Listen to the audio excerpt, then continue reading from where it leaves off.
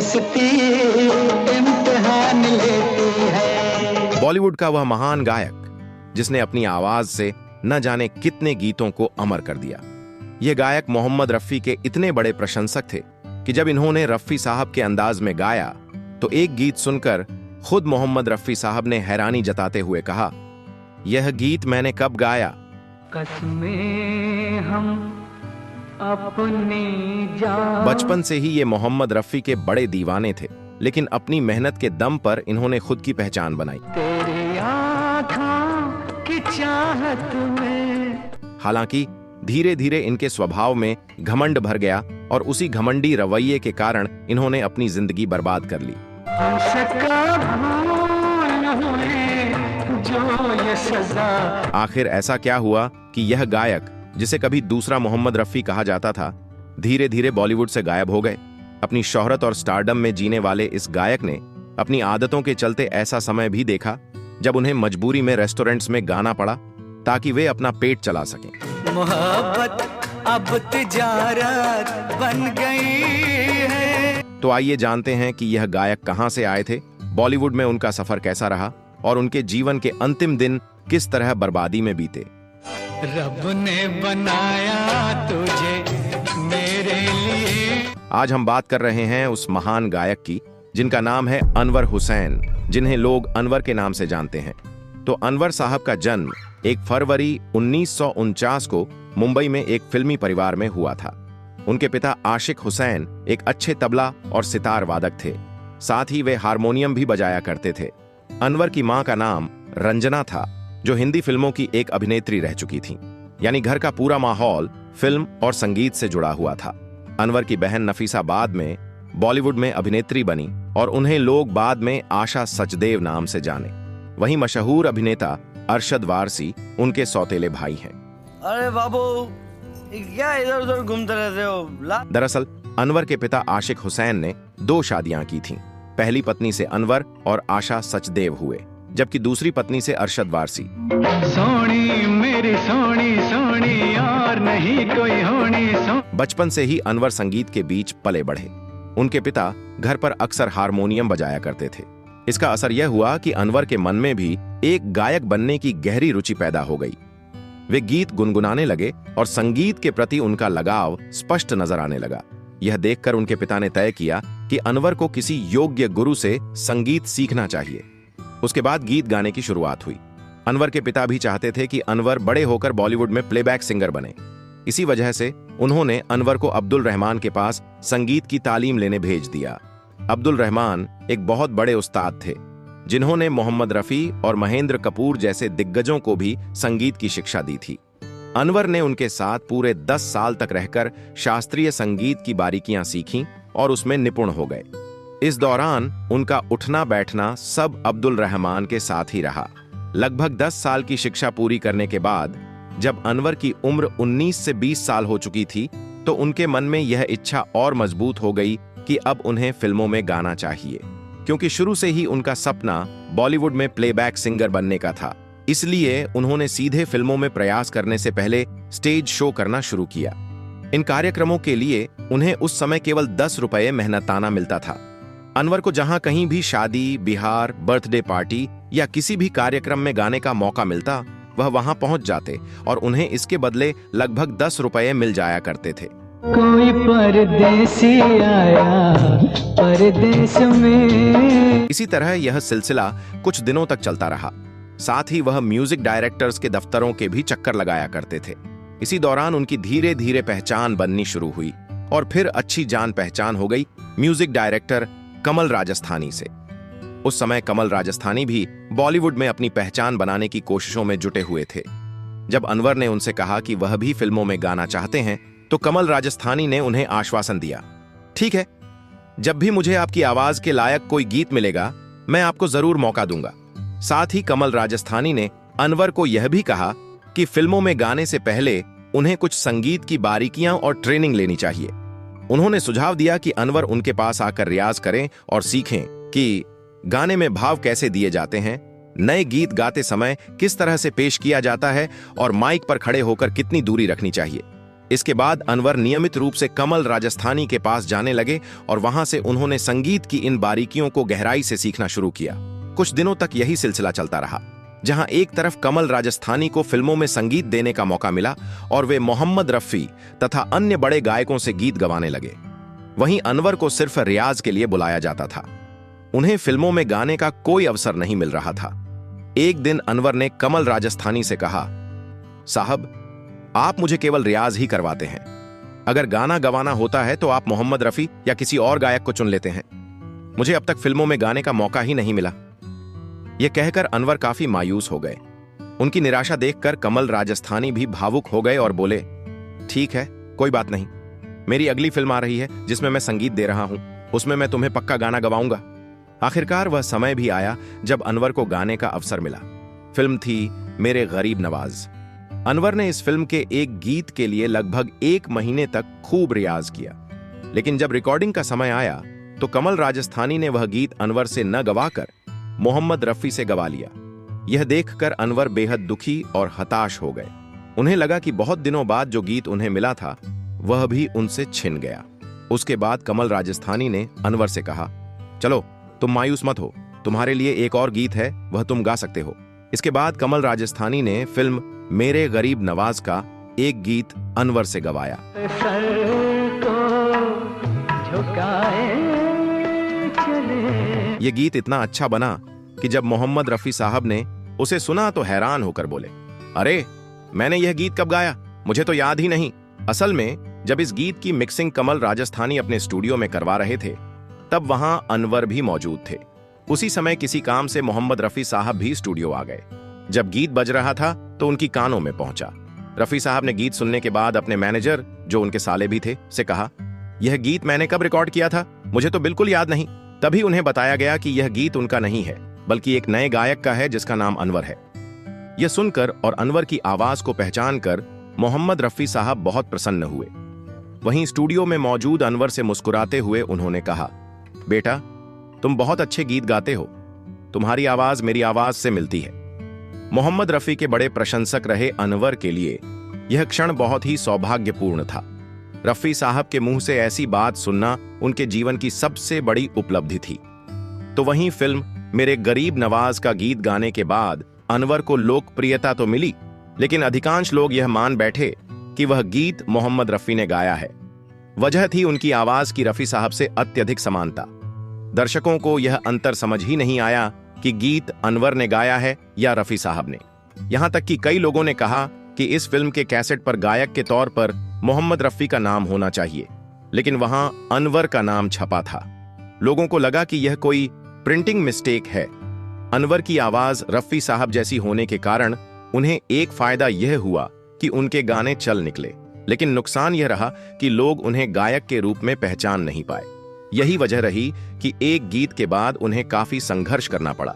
जब भी वे किसी म्यूजिक डायरेक्टर से मिलने जाते और मेरे गरीब नवाज का वही गीत सुनाते तो अधिकतर संगीतकार यही कहते, ठीक है, आपने रफी की आवाज में गाया है, लेकिन आपकी अपनी आवाज कौन सी है, आप अपनी मौलिक पहचान दिखाइए। अनवर जवाब देते, यही मेरी असली आवाज है और यह गीत मैंने ही गाया है। लेकिन बहुत से लोग मानने को तैयार ही नहीं होते थे कि यह गीत सचमुच अनवर ने गाया है। फिर जिन लोगों ने यह जाना, उन्होंने कहा कि जब असली मोहम्मद रफी साहब मौजूद ही हैं तो फिर हम लोग डुप्लीकेट से गीत क्यों गवाए। यही बात अनवर के लिए सबसे बड़ी समस्या बन गई। अनवर को समझ में नहीं आ रहा था कि वह आगे फिल्मों में गा पाएंगे या नहीं, या उन्हें फिल्मों में मौका मिलेगा या नहीं। इसी दौरान उनके मन में ख्याल आया कि क्यों न किसी से मदद ली जाए। इसके बाद वह महान अभिनेता और कॉमेडियन महमूद साहब के पास गए। जब महमूद साहब ने अनवर की आवाज सुनी तो उन्होंने कहा, आप बिल्कुल मोहम्मद रफी भाई जैसे गाते हैं, लेकिन फिलहाल मेरी फिल्मों में आपके लिए कोई गाना नहीं है। हाँ, मैं अगली फिल्म जनता हवलदार बना रहा हूं, उसमें आपको गाने का मौका जरूर दूंगा। इसके बाद अनवर को लगभग 4 से 5 साल तक महमूद साहब के बुलावे का इंतजार करना पड़ा। फिर जब फिल्म जनता हवलदार बननी शुरू हुई तो अनवर को उसमें गाने का मौका मिला। उन्होंने वहां बेहतरीन और जबरदस्त गीत गाए, जिन्हें लोग आज भी बेहद पसंद करते हैं।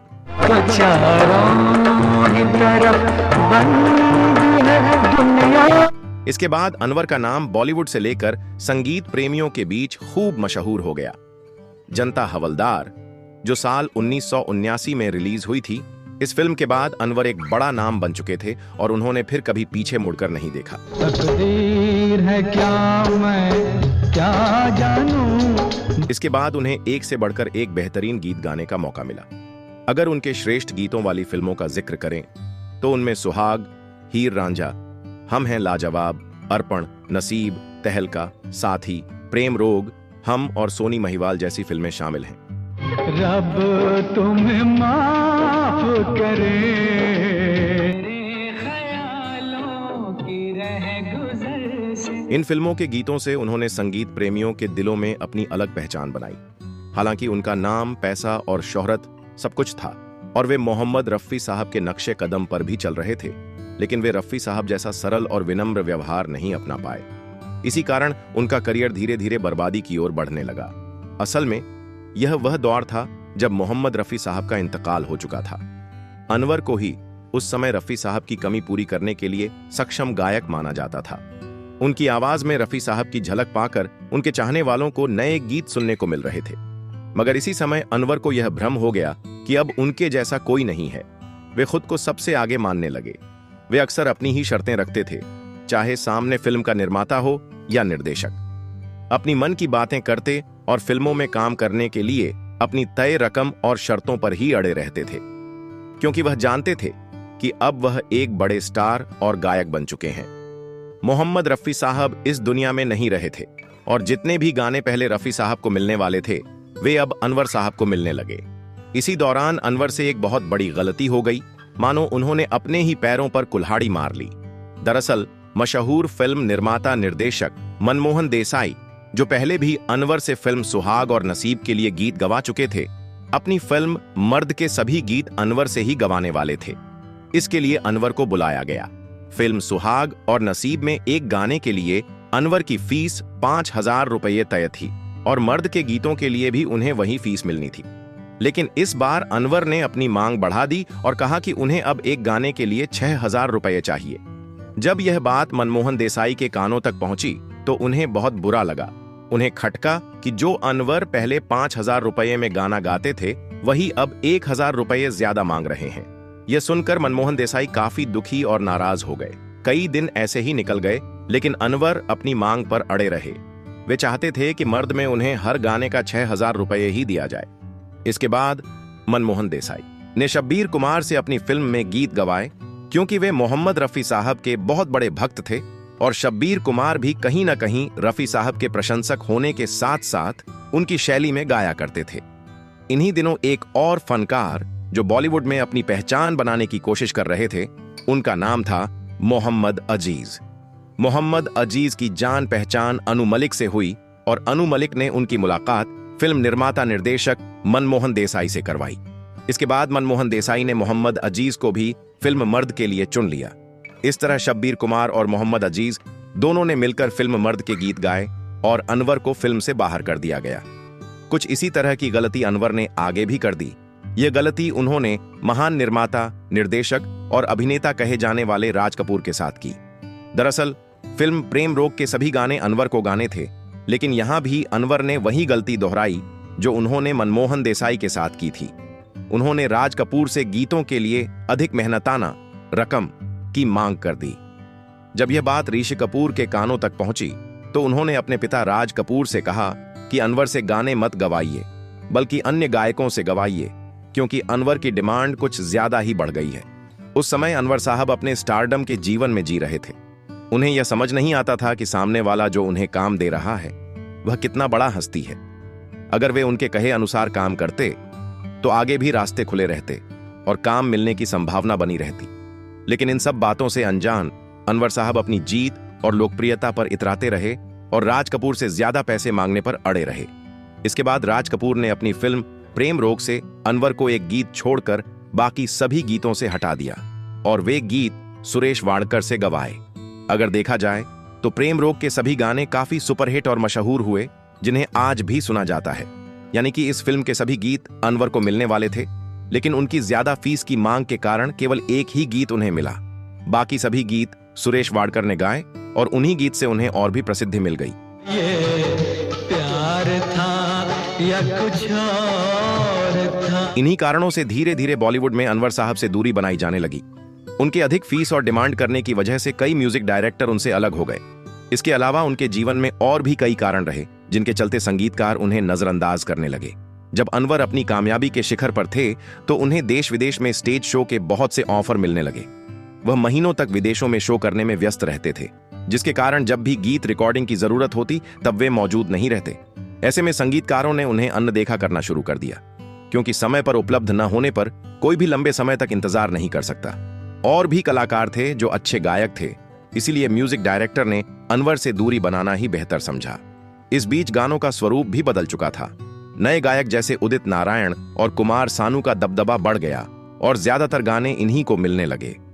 संगीत की शैली में आए इस बदलाव का असर उन गायकों पर पड़ा जिन्हें 80 के दशक में काफी काम मिला था।